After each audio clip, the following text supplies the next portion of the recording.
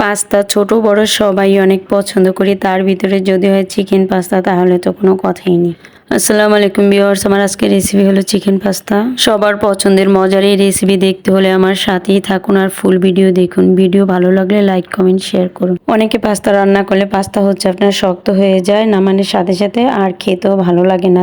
তাই নামানোর পরেও পাস্তা তুলতুলে নরম রাখতে আর হচ্ছে পারফেক্টভাবে পাস্তা রান্না করতে আমার ভিডিও দিই। তো পাস্তা রান্না করার জন্য এখানে আমি 1 কাপ চিকেন নিলাম, আর হাফ চামচ মরিচ, হাফ চামচ জিরা গুঁড়ি, 1 চামচ পরিমাণ লেবুর রস, আর হলো 1 চামচ সয়া সস, 1 চামচ আদা রসুন বাটা, স্বাদ মতো লবণ। সবগুলো উপকরণ দিয়ে আমি ভালোভাবে মিক্স করে 1 ঘন্টার জন্য রুম টেম্পারেচারে রেস্টে রেখে দেব। আমার রেসিপি দেখে চিকেন পাস্তাটা বাসায় আপনারা ট্রাই করবেন, দেখবেন বাসার সবাই আপনার প্রশংসা করবে। তো মশলা মাখানো কমপ্লিট। এবার হচ্ছে আমি মাংসগুলো 1 ঘন্টার জন্য রেস্টে রেখে দেবো। এদিকে আমি চুলায় কড়াই বসিয়ে পানি দিয়ে পরিমাণ মতো একটু লবণ দিলাম, তারপরে হচ্ছে 1 চামচ পরিমাণ তেল দিলাম। এবার হচ্ছে আমি একটু নেড়ে দেব, আর পানিটা বলক আসলে তারপরে হচ্ছে আমি পাস্তাটা দিয়ে দেব। আমার পানি বলক এবার হচ্ছে আমি পাস্তাগুলো দিয়ে দিবে। এখানে আমি 500 গ্রাম পাস্তা নিছি, 1 প্যাকেট পাস্তা। তো পাস্তাগুলো দিয়ে আমি ভালোভাবে সেদ্ধ করে নিব। পানির ভিতরে পাস্তাটা দেওয়ার সাথে সাথে হচ্ছে নেড়ে দিবেন, আর নয় নিচে লেগে যেতে পারে। তো নাড়াচাড়া দিয়ে আমি ঢাকনা দিয়ে ঢেকে দেবো বলক আসার জন্য। আবার পাস্তাটা বলক আসছে,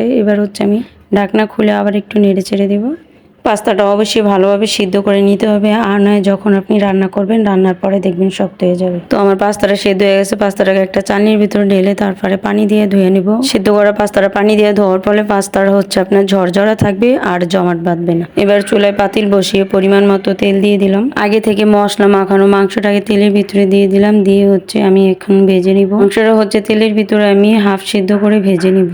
তো আমার মাংস হাফ সিদ্ধ করে ভাজা কমপ্লিট হয়েছে। এবার হচ্ছে আমি গাজর দিয়ে দিলাম, টমেটো দিলাম। আমি এখানে একটা টমেটো কিউব করে কেটে দিছি, আর পেঁয়াজ কুচি করে দিছি। আপনার হচ্ছে পেঁয়াজটা একটু কিউব করে কেটে তারপরে হচ্ছে দিবেন, তাহলে ভালো হবে। এখানে আমি কিছু কাঁচামরিচ দিয়ে দেবো, 4-5টা কাঁচামরিচ দিয়ে দিছি। তো আমার আগের পেঁয়াজ কাটা ছিল, এর জন্য আমি আর কিউব করে পেঁয়াজটা কেটে দিলাম না। ঝালটা আপনাদের পছন্দ অনুযায়ী দিবেন। আর এখানে হচ্ছে সবগুলো উপকরণ আমি হাফ সিদ্ধ করে ভেজে নিব। তো সব উপকরণগুলো হাফ সিদ্ধ করে ভাজা হয়ে গেছে। এবার হচ্ছে আমি এখানে 2টা ডিম ইউজ করব, আর আমি একই পাত্রে ডিমগুলো ভেজে নেব। আপনারা আলাদা পাত্রে চাইলে ভেজে নিতে পারেন। তো এখানে আমি 2টা ডিম ইউজ করব। এই যে একটা ডিম ভেঙে দিয়ে দিলাম, আরেকটা ডিম আমি ভেঙে দিয়ে দিচ্ছি। আপনারা চাইলে মাংসগুলোকে উঠিয়ে তারপরে হচ্ছে ডিমটাকে ভেজে নিতে পারেন। আমার পাত্রটা বড় দেখে আমি আর আলাদাভাবে করলাম না। আমার ভিডিও দেখে সেম ভাবে রেসিপিটা বাসায় ট্রাই করবেন, ভীষণ মজার একটা রেসিপি। তো আমার ডিমটা হালকা হয়ে আসছে। এবার হচ্ছে আমি সবগুলো উপকরণের সাথে ডিমটাকে মিক্স করে দিলাম। এই যে দেখেন সবগুলো উপকরণ খুব সুন্দরভাবে ভাজা কমপ্লিট হয়েছে। এবার হচ্ছে আমি পাস্তাগুলো দিয়ে দিব। পাস্তা দেওয়ার সময় অবশ্যই জাল একদম মিডিয়াম আঁচে রেখে তারপরে হচ্ছে পাস্তাটা রান্না করে নিতে হবে। চিকেন পাস্তাটা হচ্ছে আপনারা বাচ্চাদের টিফিনে দিতে পারেন, ইভেন বিকেলে নাস্তায়ও রাখতে পারেন। তো 2-3 মিনিটের মতো রান্না করে নিলে আমার পাস্তাটা রান্না কমপ্লিট হয়ে যাবে। এই যে দেখেন আমার পাস্তা প্রায় রান্না কমপ্লিট। পাস্তার ভিতরে এবার যে মশলাটা আছে ওই মশলাটাকে আমি দিয়ে দিব। এই যে মশলাটাকে দিয়ে নেড়ে চেড়ে কিছুক্ষণ রেখে তারপরে নামিয়ে ফেলবো।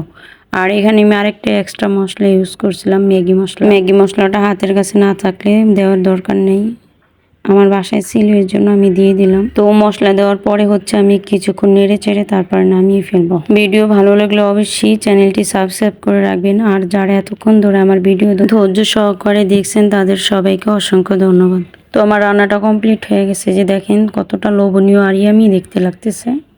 মজার এই রেসিপিটা অবশ্যই বাসায় ট্রাই করবেন। এই যে দেখেন কি সুন্দর করে সেদ্ধ হয়ে গেছে, দেখিয়ে দিচ্ছি আপনাদেরকে। নামানোর পূর্বে আমি হচ্ছে ধনিয়া পাতা দিয়ে দেবো। ধনিয়া পাতা দিলে হচ্ছে কালারটাও সুন্দর লাগে আর দারুণ একটা টেস্ট হয়, আর খুব সুন্দর একটা ফ্লেভার আসে। এই যে দেখেন এবার হচ্ছে আমি নেড়ে চেড়ে নামিয়ে ফেলবো। মজার নিত্য নতুন রেসিপি পেতে হলে আমার পেজটি ফলো করে রাখবো। তো চিকেন পাস্তা রান্না কমপ্লিট হয়ে গেছে। এবার হচ্ছে আমি পাস্তাটা নামিয়ে ফেলবো। তো পাস্তাটা কত ঝরঝরা আর কত সুন্দর হয়েছে আমি পরিবেশন করে দেখিয়ে দিলাম। এই যে দেখেন মজার এই রেসিপিটা আমার ভিডিও দেখে অবশ্যই বাসায় ট্রাই করবেন।